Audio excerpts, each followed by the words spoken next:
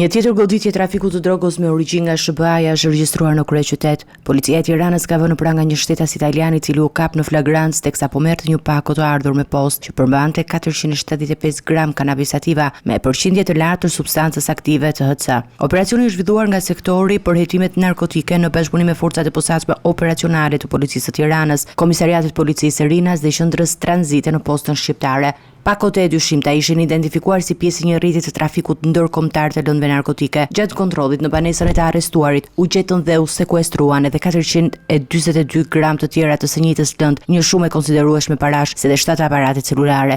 Sipas policisë, vlera e kanabisit të sekuestruar kap shifrën e 20.000 eurove në tregun e zi.